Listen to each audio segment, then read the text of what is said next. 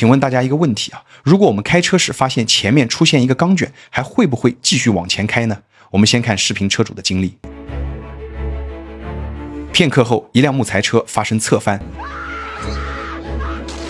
满车的木材倾泻而下，视频车副驾驶被击中，不幸身亡。这是一起很难躲开的事故，原因有3。第一个，这里是急弯，存在视野盲区，视频中无法预判木材车的失控，而肇事车辆是下坡速度快，遇难车辆是上坡提速慢，所以视频车处于一个绝对的防守劣势。第二个，钢卷车还拉着钢筋直指视频车，这么近的距离，即使视频车有心躲闪，也无法快速逃离现场。第三个，我们看事发现场到处都是木材，这种大范围的灾难，谁能躲得掉呢？相信有人会说，视频车主跟车过近。我们看视频车刚转过弯，就遇到了这辆钢卷车，除非视频车主提前下车检查了，提前减速了，否则根本没有办法控制。而预防本场事故最好的方式，我已经写在了开篇。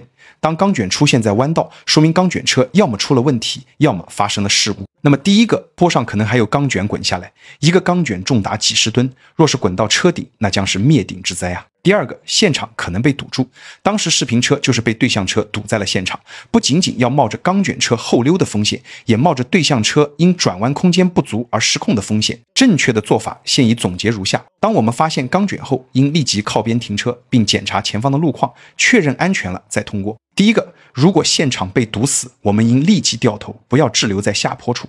第二个，如果弯道非常拥堵，建议绕行。试想，如果我们在超车时，对向快速驶来一辆大车，那我们就是逃生无门了。第三个，如果现场可以通行，就比如此时我们也要远远地停在钢卷车身后，确认对向没有来车了，再快速通过。通过之前还要不停地鸣笛提醒对向来车。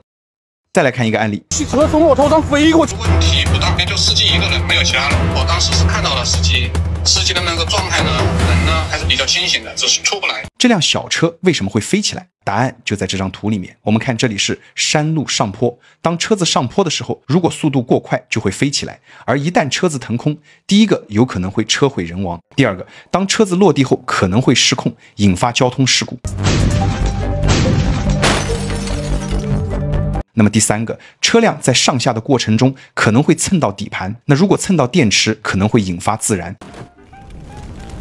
大家千万不要以为这种情况很少见，即使是一些简单的隆起，都有可能会导致车辆起飞。而最常见的场景就是桥梁，尤其是一些短桥，最隐蔽的一个是减速带，有些施工路段临时加装了减速带，过往的车子一不小心就可能会受伤。接下来分享4点来预防这种坡道带来的事故。第一个就是上下坡减速慢行。第二个，如果我们遇到了并且车子腾空了，注意不要踩刹车，否则车头翘起来，车子可能会侧翻。第三个，一旦车子腾空，千万不要急打方向，否则很容易发生失控。第四个，不是开得慢就可以的。我们看这辆奔驰开得很慢，但是同样腾空了。那么像这种暗坡，我们要怎么识别？夜间行车的时候，我们留意灯光的变化。如果灯光的可视范围内突然变黑变暗，说明有上下坡，或者说有路面坍塌，我们要减速慢行。再来看第3个案例，问你们一个严肃的问题啊，如果你们行驶在右侧车道，突然发现前方拥堵，你会选择如何停车呢？如果你从没有考虑过这个问题，那你可得注意了。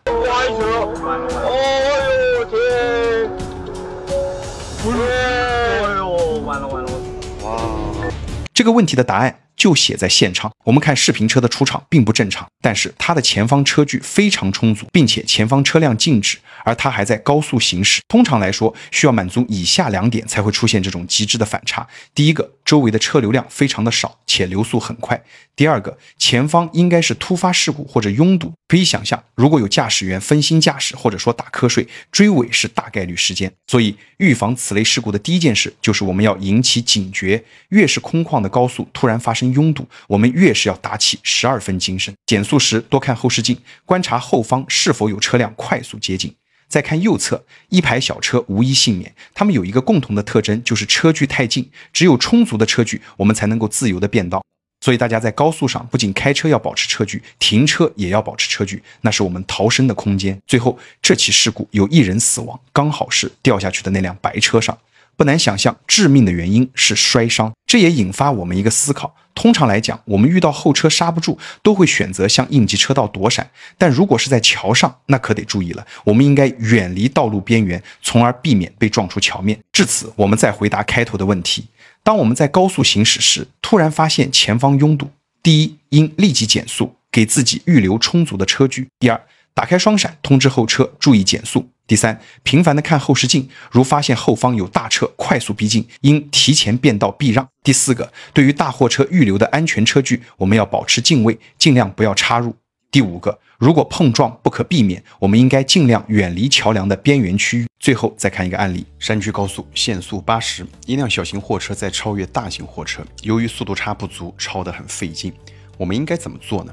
我们的做法是放弃快车道，在慢车道观望，等待合适的超车时机。同时呢，这么做也不影响后方着急的车辆。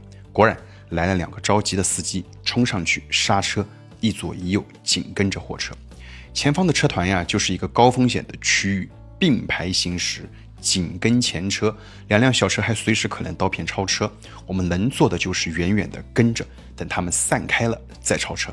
这就是营造空间，为自己留下逃生的路线。山区道路过弯前坚持减速鸣笛，靠右行驶。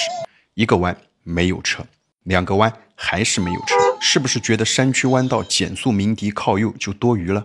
很快，弯道的红旗 SUV 听到喇叭以后，它也靠右减速了。看似无用的坚持，为我们的会车提高了安全性。这是主动沟通，让其他交通参与者发现我们的存在。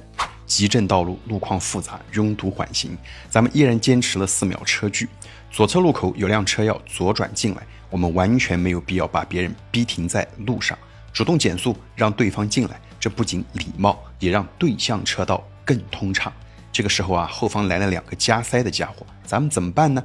化身正义使者，把他们堵住，下车和他们理论，让他们回去排队，等等。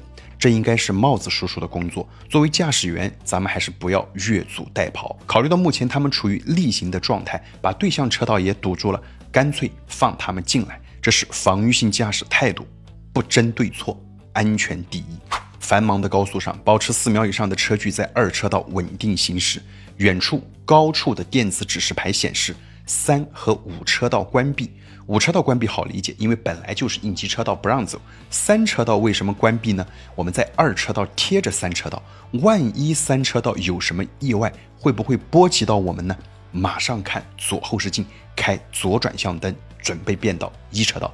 驶进后啊，发现电子屏显示3车道有异物。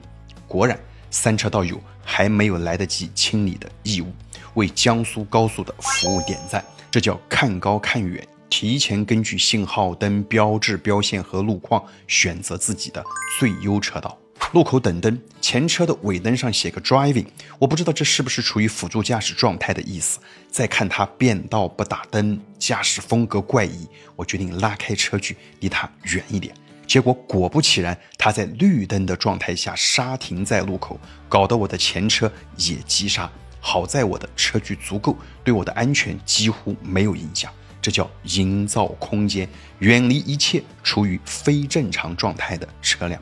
防御性驾驶技巧啊，并不是什么高深的知识，也不是什么高难度的漂移、急刹、紧急避险，而是一个个正确理性的驾驶常识。任何人只要稍加练习，都可以训练出这样的驾驶思维和驾驶习惯。